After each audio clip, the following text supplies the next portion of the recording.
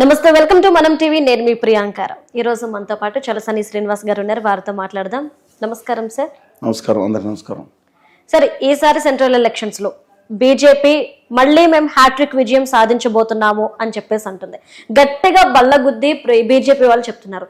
కానీ రేవంత్ రెడ్డి విషయానికి వచ్చేసేపాటికి 140 సీట్లకి మించి బీజేపీ గెలుచుకోలేదు అని చెప్పేసి అంటున్నారు. అసలు ఏంటి నిజంగా 140 సీట్లకు మించి బీజేపీకి రావా? ఏం జరుగుతుంది, ఏం జరగబోతుంది అంటారు? భారతదేశ చరిత్రలో మనం చూసుకుంటే హిందూ మహాసభ 1915లో మొదలు పెడితే మదన్మోహన్ మాలవీయ గారు మొదలుపెట్టారు. ఈ బీజేపీకి మాతృ సంస్థ. 1952లో ఆ సంస్థని ఎన్నికల పోటీ చేయడం కోసం భారతీయ జనసంఘ పోటీ చేస్తే ఎన్నికల పోటీ చేసి కొంచెం స్థానం సాధించారు. 1977లో దీన్ని తీసుకెళ్లి భారతీయ లోక్దళ్ చౌదరి చరణ్ సింగ్ గారి పార్టీలో అఫీషియల్గా దాంట్లో విలీనం చేసి జనతా పార్టీని పెట్టిన తర్వాత 80లో మళ్ళీ ఇప్పుడు ప్రస్తుత పార్టీ వచ్చింది, భారతీయ జనతా పార్టీ. ఈ పార్టీ ఈ చరిత్రలో 109 సంవత్సరాల చరిత్రలో ఏ రోజు కూడా ఒక మేనిఫెస్టో రిలీజ్ చేస్తే అది నాజీ తరహాలో లేదా ఈ ఉత్తర కొరియా కిమ్ తరహాలో లేదు. మొట్టమొదటిసారి అందరూ కూడా ప్రజలు కావాలంటే మీ తెలుగు భాషలో మరాఠీలో లేదా తమిళ్లో చూసుకోండి. బీజేపీ ఓఆర్జీఎన్ ఆర్గనైజేషన్ కొట్టి మేనిఫెస్టో కొట్టండి. ఆ మేనిఫెస్టోలో మరొకసారి బీజేపీ ప్రభుత్వాన్ని ఎన్నుకోమని లేదు. పైన చూసుకుని వెనక ముందు ఔర్ ఎక్ బార్ మోడీ సర్కార్ అంట. మోడీ సర్కార్ అంటే బీజేపీ కదా, ఎన్డీఏ కదా, చెప్పుకోవడానికి ఏమి. దాంట్లో ఇంకోటి ఏముంది, 53 ఫోటోలు ఉన్నాయండి. ఎందుకు చెప్పారండి మీ దానికి? ఇంత వ్యక్తిగతమైన ఆరాధన, ఇంత కల్ట్ సెక్టు ఆనంద మార్గీయులకు ఇంత భారతదేశ చరిత్రలో బ్రిటిష్లు రాజరికాల పోయిన తర్వాత అంతకన్నా దారుణంగా ఉన్నది ఇవాళ ఏర్పడింది. 53 ఫోటోలు, 61 సార్లు ఆయన పేర్లు ఉన్నాయి. బహుశా కిమ్ అనే నార్త్ కొరియా ఉన్నాడు కదా, ఆయన కమ్యూనిస్ట్ పార్టీకి నామినేషన్ వేసుకుంటాడు. ఆమె నామినేషన్ వేసుకున్న దాంట్లో కూడా 53 ఫోటోలు ఉండవు బహుశా. ఇవాళ మోడీ గారు బీజేపీ నుంచి బయటకు వచ్చి ఆయన పోటీ చేస్తే ఆయన ఆదానీ గారే కదా వెనకాల ఉంది. కావాలంటే 5 లక్షల కోట్లు పెట్టి ఆయన గెలిపించే పరిస్థితి ఉందేమో. ఆర్ఎస్ఎస్ సంస్థ కూడా ఏమీ చేయలేని పరిస్థితి. ఎందుకంటే నితిన్ గడ్కరీ లాంటి పెద్ద మనిషిని ఆంధ్రప్రదేశ్ పట్ల, తెలంగాణ పట్ల, లేదా మిగతా ప్రాంతాల పట్ల, హిందూ ధర్మతత్వం పట్ల, ఆధునిక హిందూ అంటే ఒక సాంప్రదాయవాదంతో కూడి అన్ని మతాలని గౌరవించే ఒక హిందూ మతం తన ఈ విధంగా ఉండే పట్ల ఆర్ద్రత కలిగి ఉన్న వ్యక్తి. అలాగే రైతుల పట్ల ఒక అభిమానం వ్యక్తి. ఆయన్ని ఓడించే స్థితికి వెళ్ళిపోయారంట గోమా వ్యాపారులు. ఆశ్చర్యకరంగా ఉందండి. అందువల్ల నా అభిప్రాయం ప్రకారం ఆయన హ్యాట్రిక్ కొడితే ఈ దేశ ప్రజలకి ఆఖరి ప్రజాస్వామ్యం ఎన్నికలు, రాష్ట్రాలకు కూడా జమీన్ ఎన్నికల పేరు మీద రాష్ట్రాలని అత్యంత దారుణంగా వార్డులు కొలేని అధికారాలను తీసుకొస్తారు. అది నా అభిప్రాయం. అందువల్ల ఎంత దుర్మార్గంగా వెళ్ళిపోయారంటే గౌరవ ప్రధానమంత్రి అందరికీ పెద్ద మనిషికి ఉండాల్సింది.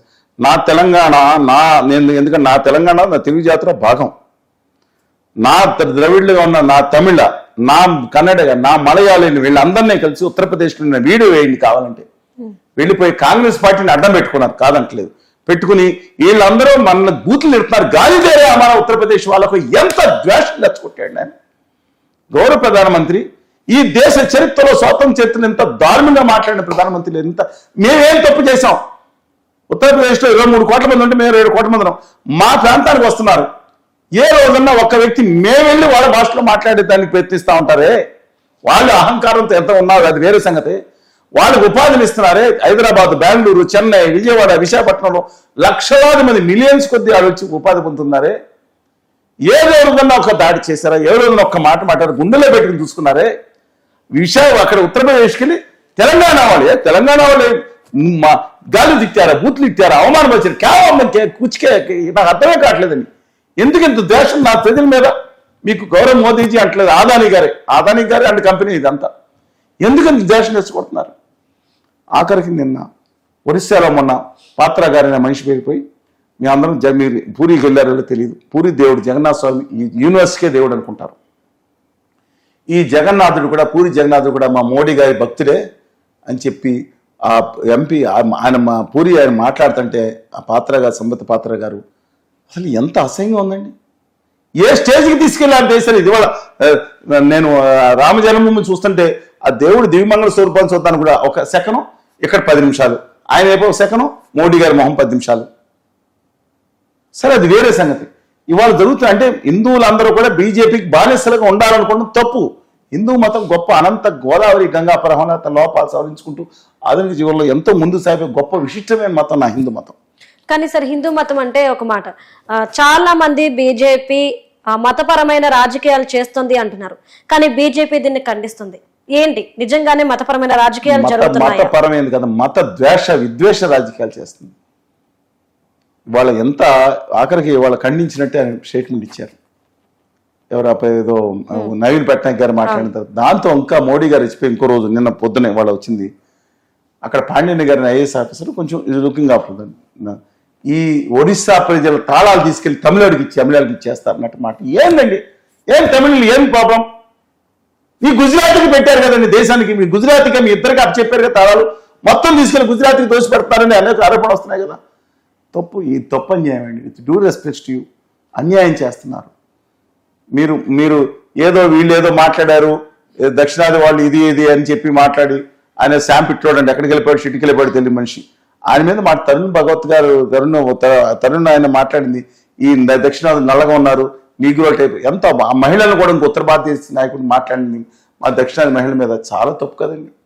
దక్షిణాది మీద దండయాత్రని మీ యొక్క సిద్ధాంతకర్తే మా దక్షిణ మీద దేనికి దండయాత్ర మేము ఏం తప్పు చేసామండి? ఈ దేశ సింధు నాగరం మొదలవలసింది కదా, మీరే కదా ఇరాన్ నుంచి వచ్చి ఆ ఆర్య అహంకారాన్ని చూపించింది. ఏం తప్పు చేసాం? మా మీద ఎందుకండి ఇలాగా?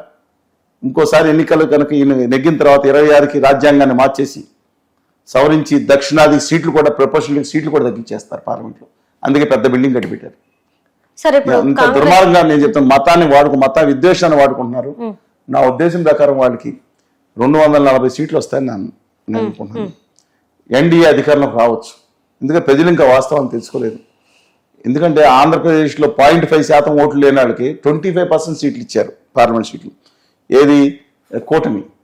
అలాగే తెలంగాణలో ఇవాళ ఏ మాత్రం న్యాయం చేయలేదు. నిజంగా బండి సంజయ్ గారు పార్టీ నేపారు, కిషన్ గారు సహోదరులు, లక్ష్మణ్ గారు మంచివాళ్ళు. నేను వాళ్ళని ఏమన్నా బండా దత్తాత్రేయ గవర్నర్ కొన్నా నేను, ఎందుకంటే I do respect them a lot. ఎక్కడ పార్టీ ఉండేది? శ్యామాప్రసాద్ ముఖర్జీ గారు దేశం కోసం త్యాగం చేసిన పార్టీ. వాజ్పేయి గారు ఎంతో ముందుకు తీసుకెళ్లిన పార్టీ. ఇంత విద్వేషవాదం లేదండి. గుజరాతీ వ్యాపారులకు అప్పచెప్పలేదు అది. ఇవాళ తెలంగాణలో నిజంగా మతాన్ని కులాన్ని రెచ్చగొట్టి కాకుండా వారు చేయాల్సింది ఒక నేషనల్ ప్రాజెక్ట్ కేటాయించి ఐటీఆర్ని నిక్కచ్చిగా అమలు చేసి, అలాగే ఒక ఇవ్వాల్సిన విభజన హామీలు అమలు చేసి ఇవాళ ఈ ప్రాంతాన్ని కూడా ఉన్నతంగా నిలిపేదట్టు అని ప్రయత్నించాల్సి పోయి ఓ మతాన్ని వాడుకుని రావటం ఏంటండి? ఈటల రాజధాని గారు మంచి మనిషి, is the right person in wrong party. సరే వెయిట్, నా దేశం మొత్తం మీద చూసుకుంటే 370లో 80, 90, 400 విత్ ఎన్డీఏ కూటమితో రావచ్చు. వాళ్ళు కనీసం 320 వస్తే మన దేశానికి మార్పు జరిగి ఆ నితిన్ గడ్కరీ గారు లాంటి వారు ప్రధానమంత్రి అయితే, ఆ భారతీయ జనతా పార్టీ అధికారం మల్లికార్జున ఖార్గే గారికి వస్తే ఆంధ్రప్రదేశ్ హోదా విభజన వస్తుంది. ఒకవేళ ఆయన రాలేకపోతే నెక్స్ట్ నితిన్ గడ్కరీ గారు వచ్చిన తెలుగు రాష్ట్రాలకి ఎంత దౌర్భాగ్య పరిస్థితిని తీసుకురారండి. డెఫినెట్గా గడ్కరీ గారు లేదంటే రాజ్నాథ్ సింగ్ గారు అలాంటి వాళ్ళైనా నాకు భాజపా మీద వ్యతిరేకత లేదు. ఆంధ్రప్రదేశ్కి తెలంగాణకి నమ్మద్రోహం చేసిన వాళ్ళకి నా అనుమానం 240 సీట్లు ప్లస్ రావచ్చండి. ఇక ఎన్డీఏ కూటమికి అధికారంలో రావచ్చు, రాకుండా ఉంటే మంచిదని నా అభిప్రాయం.